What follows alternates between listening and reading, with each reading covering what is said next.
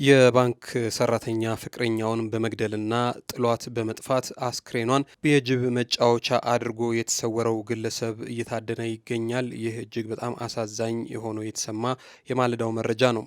በላይተር ሲጫወቱ የነበሩ ህጻናት መካከል እሳት በመነሳቱ የአንዲት ታዳጊ ህጻን ህይወት ማለፉ ደግሞ እንዲሁ ለቤተሰቡ ትልቅ ሰቆቃ ትቶ ያለፈ ጉዳይ ሆኗል። በሌላ መልኩ ደግሞ በሌላ ቦታ በስካር የወደቁ አባቱን አልነሳ ስላሉት ብቻ በዱላ በመምታት ህይወታቸው እንዲያልፍ ያደረገው ግለሰብ እንዲሁ በእስር ስለመቀጣቱ ተሰምቷል። በሌላ መልኩ ሰሞኑን በማህበራዊ ሚዲያ ላይ እጅግ በጣም መነጋገሪያ ከነበረው ከማስተር አብነት ከበደ ጋር ተያይዞ እንግዲህ ህመሙን በተመለከተ የኢትዮጵያ እናቶች እንዲጸልዩልኝ እንጂ ብር እንዲዋጣልኝ አልፈልግም፣ እኔም ደግሞ ህመሜን እንደዚህ እናገራለሁ ብዬ አስቤ ስላልነበር የተናገርኩት የኢትዮጵያን ህዝብ በማስጨነቄ እጅጉን አፍሬያለሁ፣ ይቅርታ ጠይቃለሁ ሲል የነበረው ማስተር አብነት ከበደ በኢትዮጵያ የማህበራዊ ሚዲያ ታሪክ አዲስ ሪከርድ አስመዝግቦ የተከታዮቹን ብዛት ከ5.1 ሚሊዮን በላይ ማድረሱ ተሰምቷል። ሰላም ጤና ይስጥልን። የተወደዳችሁና የተከበራችሁ የጊዜ ሚዲያ ቤተሰቦች እንዴት አላችሁ? በያላችሁበት የዓለም ጫፍ በያላችሁበት የአገር ጥግ ሁሉ ሰላም፣ ፍቅር፣ ጤና ትሆኑ ዘንድ ዘወትር ምኞታችን ነው።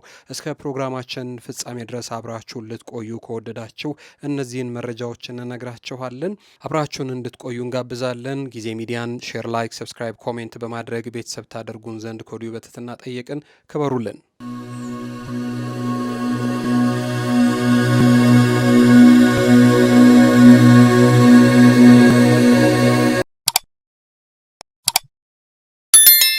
ቀዳሚ ወዳደረግነው መረጃ ስንሄድ በሰንዳፋ በኬ ከተማ ታህሳስ 6 ቀን 2018 ዓ.ም አንዲት የባንክ ሰራተኛ ላይ ዘግናኝ የነፍስ ግድያ መፈጸሙን ፖሊስ አስታውቋል። ሟች አዳነች ኩምሳ ትባላለች። ባለልቱ የኢትዮጵያ ንግድ ባንክ ቅርንጫፍ ሰራተኛና የሰንዳፋ በኬ ነዋሪ ነበረች። ታዲያ በህይወቷ እንደዚህ ይገጥመኛል ያላለችው ነገር የገጠማትና ህይወቷ ጠፍቶ ለቤተሰቦቿ ለጓደኞቿ ሰቀቀን ሆና ቀርታለች። ግድያው የተፈጸመው እንደዚህ ነው። ሟችና ተጠርጣሪው አቶ ጸጋዬ አሳልፎ የፍቅር ግንኙነት እንደነበራቸው የተነገረ ሲሆን በዕለታት በአንዱ ምሽት ታዲያ በሆቴል ውስጥ ምግብ ሲመገቡ ይቆዩና ተጣልተው ሟች ግለሰቡን ጥላው በመውጣቷ ምክንያት ተከትሏት ግድያውን ይፈጽማል። አፈጻጸሙን በተመለከተ ደግሞ ተጠርጣሪው በመኪና ተከትሏት መኪና ውስጥ ካስገባት በኋላ ጎማጣ ተብሎ በሚጠራ አካባቢ በሽጉጥ ይገድላትና ይሰወራል። አሰቃቂ ሁኔታ ታዲያ የተከሰተው ከዚህ በኋላ ነው። ተጠርጣሪው ሬሳውን ጥሎ በመጥፋቱ የተነሳ የአዳነች አስክሬን በዱር አራዊት ተበልቶ መገኘቱን የሰንዳፋ በኬ ፖሊስ የምርመራ ክፍል ኃላፊ የሆኑት ኮማንደር ንጋቱ አለሙ ለቢቢሲ ጉዳዩን በተመለከተ በዝርዝር ገልጸዋል። ፖሊስም ተጠርጣሪው ወንጀሉን የፈጸመበትን መኪናና ሽጉጥ ባለልቱ ከተማ ጥሎ መሰወሩን አስታውቋል። ፖሊስ በመኪናው ውስጥ የደም ዱካና ሽጉጡን እንደ ማስረጃ ያገኘ ሲሆን ግለሰቡን በቁጥጥር ስር ለማዋል ክትትል እያደረገ መሆኑንም ገልጿል። የሟች አስክሬን ለምርመራ ወደ ቅዱስ ጳውሎስ ሆስፒታል ከተላከ በኋላ በቤተሰቦቿ የቀብር ስነ ስርዓቱን መፈጸሙንም ተናግሯል። ይህ ጉዳይ የበኬ ከተማ ነዋሪዎችንም ሆነ ቤተሰቦቿን፣ ወዳጅ ዘመዶቿን በሙሉ ያስደነገጠ ጉዳይ ሆኗል። ወደ ሌላኛው መረጃችን ስንሻገር ደግሞ በላይተር ሲጫወቱ የነበሩ ህጻናት መካከል እሳት በመነሳቱ የአንዲት ታዳጊ ህጻን ህይወቷን ማለፉ እጅጉን አሳዛኝ ክስተት ሆኗል።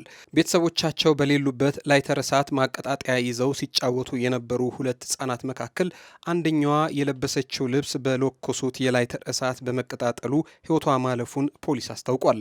የምስራቅ ሐረርጌ ፖሊስ ዋና መምሪያ የኮሚዩኒኬሽን ጽህፈት ቤት ኃላፊ የሆኑት ምክትል ኢንስፔክተር ካሳይ አበበ እንደገለጹት ከሆነ በጃርሶ ወረዳ ወልተኢ ቀበሌ ወላጆቻቸው በሌሉበት የ5 ዓመት ሴት ልጅና የ8 ዓመት ወንድ ልጅ ላይተር እሳት ማቀጣጠያ እየለኮሱ ሲጫወቱ የነበሩ ህጻናት መካከል የ5 ዓመቷ ሴት ልጅ ቀሚሷ በእሳት በመቀጣጠሉ የሚያጠፋላት ጠፍቶ በቃጠለው ህይወቷ ማለፉ ነው የተናገሩት። አደጋው የደረሰው ታህሳስ 6 ቀን 2018 ዓ.ም ከቀኑ 8 ሰዓት ሲሆን ላይተሩን የ8 ዓመቱ ልጅ መለኮሱን የገለጹት ምክትል ኢንስፔክተር ካሳይ በቃጠለው የተጎዳችው ልጅ በጊዜው ወደ ጤና ተቋም ብታመራም መንገድ ላይ ህይወቷ ማለፉን ነው የተናገሩት።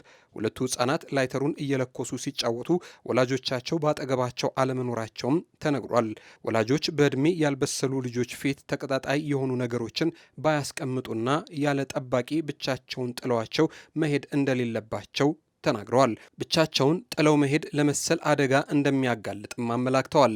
ማንኛውም እድሜያቸው ከ9 ዓመት በታች የሆኑ ህጻናት በየትኛውም ወንጀል ተሳታፊ ቢሆኑም በህግ የሚጠየቁበት አግባብ እንደሌለና በወንጀሉ ድርጊት ለደረሰው ጉዳት የወንጀል አድራጊው ቤተሰብ ለተጎጂው ቤተሰብ ካሳ የመክፈል ግዴታ እንዳለበት የሰሜን ሸዋ ዞን አቃቤ ህግ ጽህፈት ቤት የተለያዩ ወንጀሎች ምርመራ ክፍል ኃላፊ የሆኑት አቃቤ ህግ አብዮት አሰፋው ለብስራት ሬዲዮ ተናግረዋል።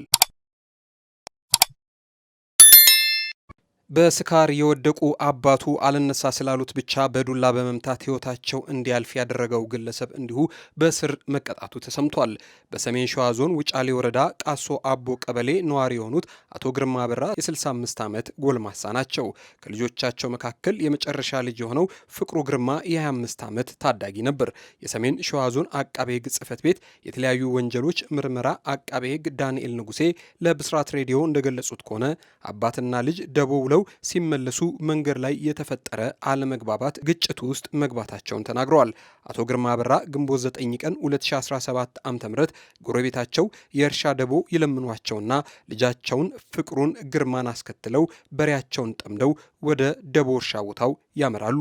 ምሽት 12 ሰዓት ላይ የደቦ እርሻ ስራ አብቅቶ የደቦ እድምተኞች ወደ ደቦ ቤት የተዘጋጀውን ድግስ ለመሳተፍ ወደዚያ ሲያመሩ አባት አቶ ግርማ ልጃቸውን ለበሬዎቹ ሳር ስጥና በረት አስገብተ ወደ ተዘጋጀው ድግስ ተመልሰህ እንድትመጣ የሚል ትዕዛዝ መስጠታቸውን ተነግሯል። ልጅም የአባትን ትዕዛዝ ይቀበልና በሬዎችን ሳር አብልቶ በረት አስገብቶ ወደ ድግሱ ቤት ይመለሳል። በወቅቱ አባትና ልጅ በተዘጋጀው የድግስ ፕሮግራም ላይ እስከ ሌሊቱ 6 ሰዓት ከ30 ቆይተው አባት በመጠጥ ስሜት ሲሰክሩ ልጅ ይዟቸው ወደ ቤት ለመሄድ ሲነሳ የድግሱ ባለቤት ግማሽ መንገድ እንደሸኟቸው አቃቤ ሕግ ዳንኤል ገልጸዋል። በወቅቱም አባት አቶ ግርማ በራ ጥቂት መንገድ እንደተጓዙ በመጠጥ ተዳክመው ስለነበረ መሬት ላይ ይወድቃሉ።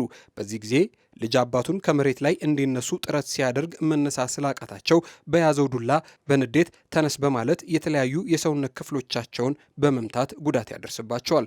ከዚያም ወደ ቤት በመምጣት እናቱን አባቱ ከአቅም በላይ ጣው መጠጥ ምክንያት መንገድ ላይ መውደቁን በመግለጽ ተባብረው እንዲያነሱ በመጠየቅ ወደ አባቱ ይመለሳሉ።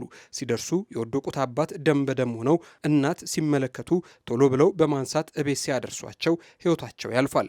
በዚህም የሟች ሌላ ሴት ልጅ ጉዳዩ ለፖሊስ መረጃ በመስጠቷ የሟች ልጅ ፍቅሩ ግርማ ተጠርጣሪ ሆኖ በቁጥጥር ስር ይውላል።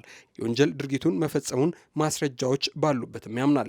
ፖሊስም የሟችን አስክሬን በማስመርመር ከሆስፒታል በተገኘው መረጃና በሌሎች ማስረጃዎች የምርመራ መዝገቡን በማጣራት ለአቃቤ ሕግ ጉዳዩን ይልካል።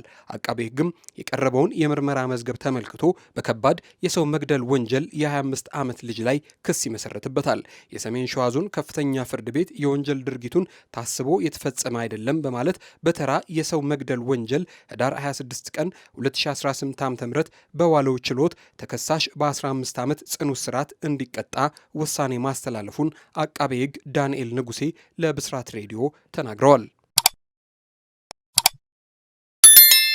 ከሰሞኑ በማህበራዊ ሚዲያ ላይ መታመሙ የተሰማውና እጅግ በጣም ብዙዎች የተጨነቁለትና በበጎ አድራጎት ስራው በስፋት የሚታወቀው ማስተር አብነት ከበደ የመታመሙ ጉዳይ እጅጉን መነጋገሪያ ሆኖ ሰንብቷል። ታዲያ ከትላንት ወዲያ እኔ ምንም ነገር አልፈልግም፣ የኢትዮጵያ እናቶች እንዲጸልዩልኝ ብቻ ነው የሚፈልገው፣ እኔን በተመለከተ ምንም አይነት ብር እንዲዋጣ አልፈልግም፣ እኔ ብር አልፈልግም፣ የምፈልገው ነገር ኢትዮጵያ እናት አባቶች እንዲጸልዩልኝና ከህመሜ እንዳገግም ነው። ህመሜንም በተመለከተ በቅርቡ ወደ ውጭ ሄጄ እታከማለሁ። ይህንንም ደግሞ ጉዳይ በተመለከተ ወደ ሚዲያ በመምጣቱና በጣም ብዙዎች በዚህ ጉዳይ ላይ መጨነቃቸው እኔን አሳፍሮኛል፣ ለዚህም ይቅርታ ጠይቃለሁ ሲል የነበረው ማስተር አብነት ከበደ በኢትዮጵያ የማህበራዊ ሚዲያ ታሪክ አዲስ ሪከርድ መስበሩ ነው የተሰማው። በበጎ አድራጎት ተግባራቱ በማህበራዊ አንቂነቱ የሚታወቀው ማስተር አብነት ከበደ በቲክቶክ ገጹ 5.1 ሚሊዮን ተከታዮችን በማፍራት ቀደም ሲል ያልተመዘገበ ታሪካዊ ስኬት ማስመዝገቡ ነው የታወቀው። ማስተር አብነት ይህንን ቁጥር ማሳካት የቻለው ቀጣይነት ባለው የበጎ አድራጎት ስራዎቹ ሲሆን ይህም በሀገሪቱ የዲጂታል መድረክ ከፍተኛው የግል ተከታይ ቁጥር ሆኖ ተመዝግቧል። ተደራሽነቱም በከፍተኛ ፍጥነት እያሳደገ የመጣው ማስተር አብነት በተለይም በወጣቱ ማህበረሰብ ዘንድ የእሱን አርአያ የሚከተሉ በጎ አድራጊዎች እንዲበራከቱ ትልቅ ተጽዕኖ መፍጠሩም ተመልክቷል።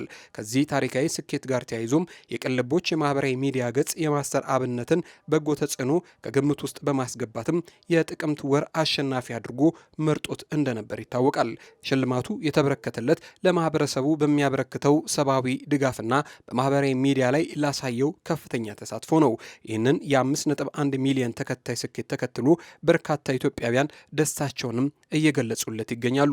ብዙዎች ለደግነትህና ለትጋትህ የሚሰጥ ተገቢ እውቅና ነው በሚል ድጋፋቸውን እየቸሩትም ይገኛሉ።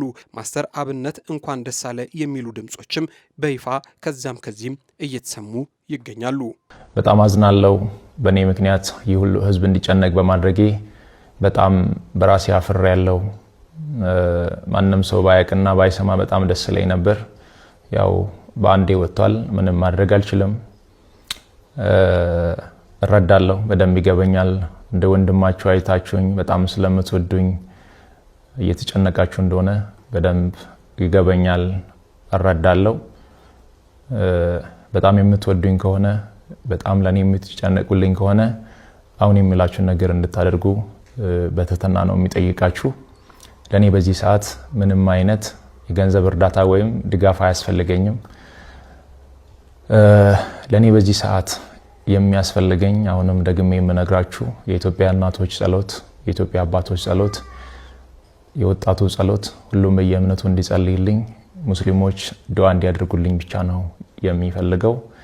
ከዚህ ውጪ ግን ሌላ ነገር የሚሆን ከሆነ ሌላ ህመም እየታመምኩባችሁ እንደሆነ በደንብ እንድትረዱልኝ ፈልጋለሁ። ከምንም በላይ እግዚአብሔር የናንተን ጸሎት የናንተን ልማና ሰምቶ እኔን እንደሚፈውሰኝ አምናለሁ። ለኔ የሚያስፈልገኝ በዚህ ሰዓት ላይ ይህ ብቻ ነው። ምናልባትም ይህንን አጋጣሚ በመጠቀም በእኔ ስም የተከፈቱ በጣም ብዙ ፌክ አካውንቶች አሉ። ገንዘብ እንዳይሰበሰብ አደራ ማለት እወዳለሁ። ይህንን መልእክቴ ደግሞ ለሁሉም አድርሱ፣ ጸልዩልኝ። ሌላ ምንም እርዳታ አያስፈልገኝም። አመሰግናለሁ። የተወደዳችሁና የተከበራችሁ የጊዜ ሚዲያ ቤተሰቦች ለሰዓቱ የነበሩን አጫጭር መረጃዎች ይህንን ይመስሉ ነበር። እስከ መሰናዷችን ፍጻሜ ድረስ አብራቸውን ስለቆያችሁ እናመሰግናለን። አሁንም ጊዜ ሚዲያን ሰብስክራይብ በማድረግ ቤተሰብ ታደርጉን ዘንድ በትህትና ጠየቅን። ክበሩልን።